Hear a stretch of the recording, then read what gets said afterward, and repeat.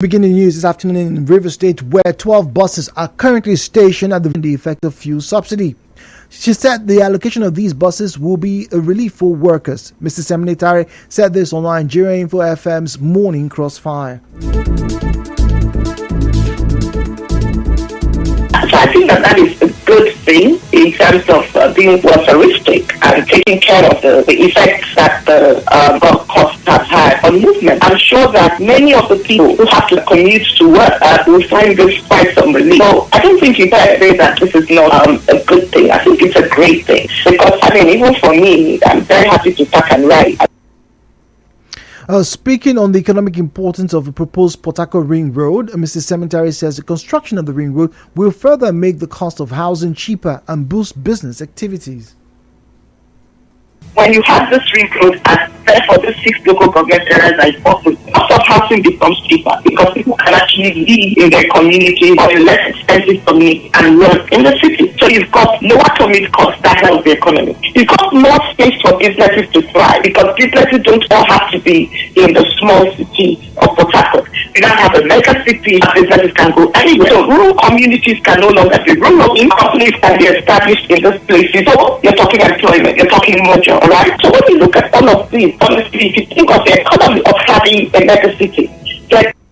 In the meantime, Branch Secretary, the Amalgamated Union, of Public Corporations, Civil Service, Technical and Recreational Service Employees, Ruben Tamunoemi, wants the River State Governor, Siminalayi Fubara, to use the commissioning of the public transport system for Rivers residents to reopen the River State Transport Company, RTC.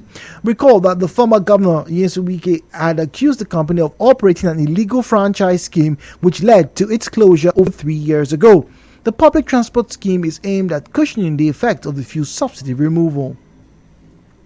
Moving on, the River State Commissioner for Education, Chinedu Mom, says the state government is targeting to reduce illiteracy level to 0% by 2030. Professor Mom said this shortly to officials of the Federal Ministry of Education went round the state monitoring the conduct of the Basic Education Certificate Examination, BECE. He said the illiteracy level in the state will be reduced through the provision of qualitative, affordable and accessible education for all people living in the state.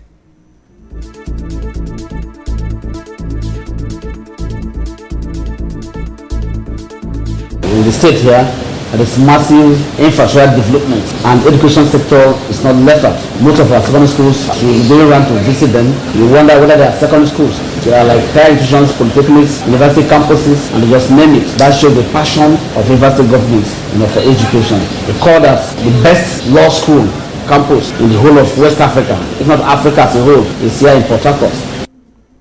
On his part, the head of the monitoring team, the Federal Ministry of Education, Dango Kennedy, said the essence of the monitoring exercise was to see if the state was following the standards and regulations put in place by the Federal Ministry of Education for the conduct of the examination.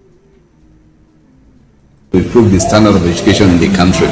So I have to really commend the effort of the State Ministry of Education for what the State Ministry of Education is doing. I listen with you and all the things you have achieved and all the things that you want to do, especially the training and retraining of teachers. We were really impressed. We are coming with no regret because the standard here is quite good.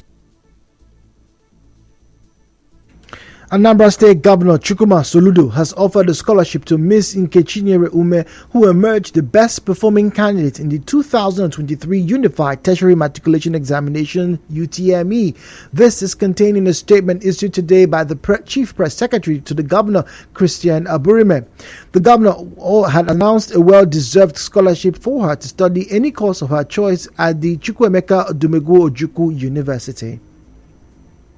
Rice farmers in River State are calling on Governor Siminalayi Fubara to ensure that the erring members of the Mieti Allah cattle rearers in the state reach an agreement with farmers not to invade their farmlands.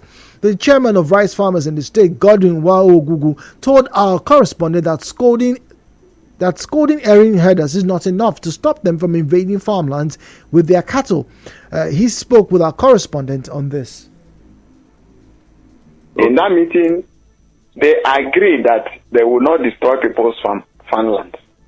So That's why I'm saying that governors should invite the parties involved. Let there be a community so that tomorrow, if it is oral contract, so that one can deny it. But if it is a community, the two parties sign. I think that community will serve so that whoever that aired will face the role of court of the law. Recall that Governor Fubara, during the Salah visit of the Muslim community, told the leadership of the community that the state government will no longer condone the activities of erring herders who go about destroying farmlands and crops. Some stakeholders in River State have hailed the judgment delivered by Justice James Omotosho, ordering former presidents of Nigeria to give a detailed account of the $5 billion Abacha loot. Speaking with our correspondent, a public affairs analyst, Marcus Ijeoma, said leaders must embrace accountability in governance and must also be held liable, for misappropriation of public resources. At any point in time, anyone can be called upon. Even without a court judgment, it's expected that leaders should be accountable for resources that they administered under the administration. So it's a welcome development. Unfortunately, we needed the court judgment for it to come public, but this is something they should have done on their own volition. What we need to look forward to now is having stronger institutions that will naturally throw up these accountability issues rather than waiting for SERAP and other civil society organizations to take matters to court before people begin to come up to account or to deny allegations of misappropriation of funds. Judge will appeal to the current administration and international bodies to join forces with SERAP to ensure that the judgment is implemented. Some residents also spoke on this. Recall that the Federal High Court sitting in Abuja last week issued a 7-day ultimatum to former presidents Olusegun Obasanjo, Umaru Musa Yar'Adua, Goodluck Jonathan and Muhammadu Buhari to account for $5 billion of Abacha loot. The judgment came following a Freedom of Information suit brought by the Socio-Economic Rights and Accountability Project, SERAP. In the meantime, a Lagos-based political analyst, Liberus Oshoma, says President Bola Tinubu should focus more on settling the country's internal problems than taking up the job of the chairman of ECOWAS. Mr. Oshoma made this known while speaking on the emergence of President Tinubu as a chairman of the authorities of heads of state and government of the Economic Community of West African States, ECOWAS. Or the chairman of ECOWAS, at the end of the day, just becomes ceremonial because the problems at home is much more for you to resolve than going to resolve problems or issues of integration in the West African region. I think ECOWAS needs somebody whose hands are not fully filled at this point. Yes, now for legitimacy, yes, it is good for our president, especially when you still have a lot of people who do not recognize his legitimate authority back home. Meanwhile, President Tinubu returned to the country yesterday from the ECOWAS summit. Well, still to come, a PhD mute as Port Harcourt residents complain of increased electricity tariff. Stay tuned.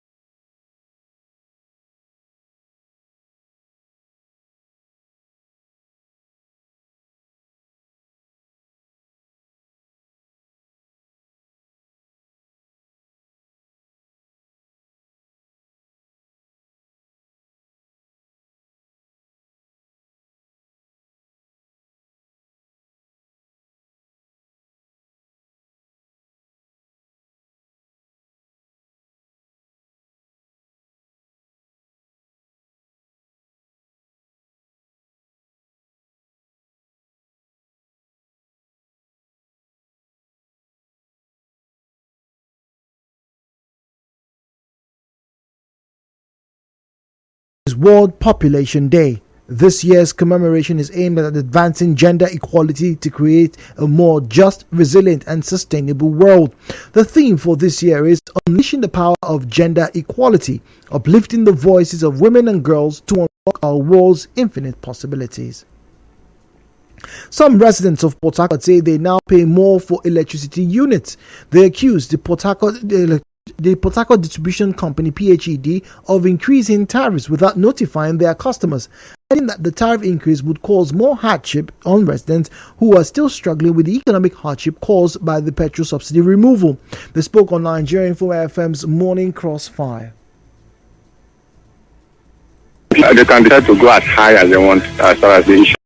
You remove fuel subsidy, and the only hope we have, getting almost cheaper. We decided to give up, and now it's likely that they may have done this secret. When you remove subsidy, you take it one at a time. How will you remove subsidy on petrol? Now the electricity. This might not even work. You want to try and we have consumer protection agency. That means they are not doing their job, which they are just exploiting us. PHED has increased their tariff. About 2 weeks ago, when I bought 10,000 naira unit. On the 25th of June this year, some power distribution companies announced that there would be a hike in tariff from the 1st of July, but they reversed it in images from our correspondent.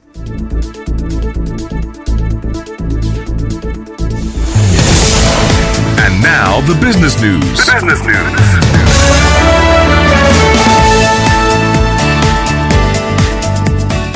To business now, the federal government says Nigeria currently accounts for 33% of the total gas reserves in Africa. The Chief Executive Officer of Nigerian Upstream Petroleum Regulatory Commission, Benga Komolafe, who disclosed this in Abuja, said the gas reserves in Nigeria could last for about 94 years. In entertainment, Aretha Franklin's handwritten wills, which were found in a cabinet and under a sofa at her home in suburban Detroit, Michigan, is now subject to litigation. This is as the jury will now determine which of the two documents should be ruled as the Queen of Soul's valid last testament. The trial began on Monday and is expected to last less than a week. In sports, Caster Semenya has won her appeal at the European Court of Human Rights in a case involving testosterone levels in female athletes. The European Court of Human Rights found that double Olympic 800-meter champion was discriminated against by rules which forced her to lower her testosterone levels in order to continue competing. The 32-year-old South African was born with differences in sexual development and is not allowed to compete in events between 400 meters and a mile without taking testosterone-reducing drugs. And on the international scene, all 6 people aboard a tourist helicopter in Nepal died when it crashed soon after takeoff near Mount Everest today. The helicopter was heading for the capital Kathmandu from near Lukal, the gateway for climbing the expedition to the world's highest peak, but lost contact about 10 minutes after taking off. And that was the news this afternoon, but before we depart, a quick recap. The River State government to unveil buses as palliatives for workers. Local government council has banned illegal checkpoints and provides logistics for security agencies. Rice farmers in River State are demanding closer monitoring of erring herders. PHED mute as Port Harcourt residents complain of increased electricity tariff. Anambra State Governor Charles Soludo has awarded scholarship to Nkechinyere Ume with highest UTME score. And on the foreign scene, helicopter crashes killed 6 people in Nepal. The news was edited by Onyekachi Wosu. Cloudy weather in Port Harcourt is expected this afternoon with temperatures of about 27 degrees centigrade. Please be advised. Peace is a path to the prosperity of a nation. Let peace reign. My name is Jude Omamegbe. Thank you for listening and good afternoon.